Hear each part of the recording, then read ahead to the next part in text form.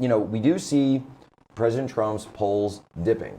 And we see him, going into the 40s. There are some people out there who have him in the 30s. I don't think that's quite right. Sure. But you see that. And what I look at is I see base erosion. I see people who, it's not people who, who hated Trump and people are joining them. No, it's that people who supported him in the election, people who came out for him, these independents, these low prop voters, these people who aren't usually involved in politics, those are the people coming out and saying, I don't know. I'm just not sure. Yeah. How does the populism versus elitism matrix play into that?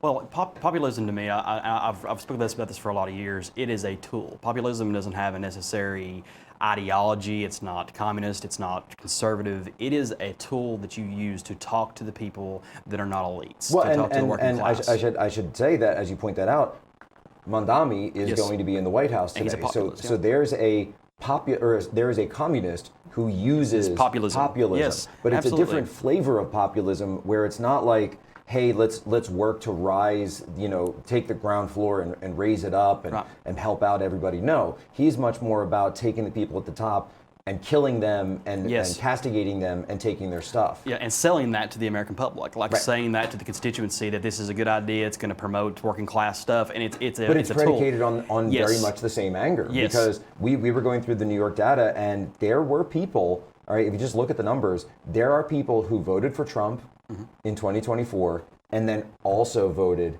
for Mondani in 2025. And if you don't understand populism, that would seem crazy to you. And it's obvious that New York didn't. I mean, Andrew Cuomo was the most anti-populist that I've about ever seen. Literally came from a family that was elected. Literally came from a family that was intringent in New York politics. And he was the anti-populist, and he lost by a landslide. Right. And I think that's what the issue the GOP needs to realize right now. And I've been singing the praises for years. Populism is how you win elections. No matter if that's the end result is good or the end result is bad. That is how you win elections. Well, but it's also how you have to govern. Yes, absolutely, because you have to listen to the middle class. Because what populism is, it's having an ear to the issues that people are caring about, and like the affordability crisis that Charlie always talked about, that is the main issue. It doesn't matter what the political identification is, whether you're Republican or Democrat, the affordability crisis is the main problem in this country amongst young conservatives, amongst young liberals, amongst Generation Z, and even those that are a little bit older than Generation Z, that may move to another state because of a housing crisis, or they have to move for a job. The affordability crisis is going to be an ever-present issue, and we have to have our ear to the ground and use populism to know what conservative solutions that we can find in order to win elections and in order to actually deliver on the promises that we have made to Generation Z. And J.D. Vance came out yesterday at that Breitbart forum, and he said, look, I don't care what the politics are. We need a health care plan. Yes. And the fact that he was talking about the administration, and he was saying the fact that we've been in office for this long and haven't presented a health care plan to the American people, it is an issue because Trump ran against Obamacare. He's been running against it for years. But and it's actually kind of funny. Like, it's a little ironic. The Democrats are attacking him for not having a replacement for it. It's like, so you admit that Obamacare sucks. We need a replacement. You'll admit that it needs to be replaced. Just wanted to point that out. Exactly. But at the same time, we all have to live under it. And I think what J.D. Vance said is correct, because you can't just complain about what's going on. You do actually have to step up and offer something.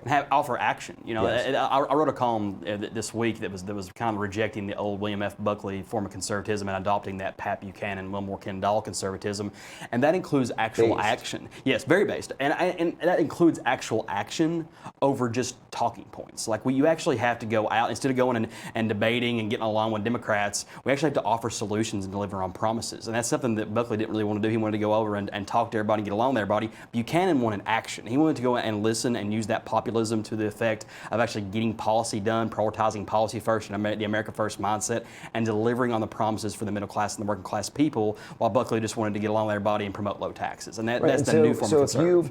So you need that in your optics, and I do think that the One Big Beautiful Bill had a lot of those wins in it. Yes. But at the same time, it got passed, and it's like nobody saw anything change, right? Yeah. Where was the tour? Where was that? Rich Barris came on here and said, I want to see President Trump on tour. I want to see him going to the factories and turning the lights back on. Right. I want to see him, going to these places. Don't just sit in a room and say, oh, this magnate from Japan says he's going to invest, and now here's the Saudi prince and he's doing $1 trillion. It's like, okay. It's optics again, what you're but talking again, about. this is optics. Yep. You need to show the people that you are delivering. Absolutely. And that way, when it does happen, you get it. Now, we do have that on the deportation front, Yes, which, we do. which I think is great.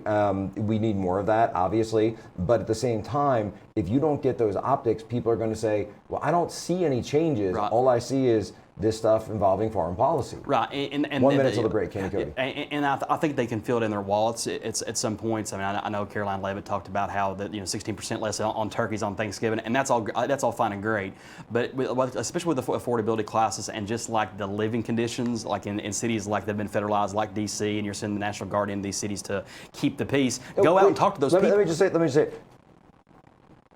Inflation is still a problem, Yes. and it's Biden-inflation. Just Yes. keep saying that over and over. We're covered. Biden-inflation is something we're still fighting. Absolutely. That's all you have to say. It is much easier to say than to try to tell people that it's not happening. Exactly. Because you know who did that? Joe Biden. Exactly. Right back, Jack Posobiec, Kenny Cody, another special guest joining us in the next block, Human Events Daily.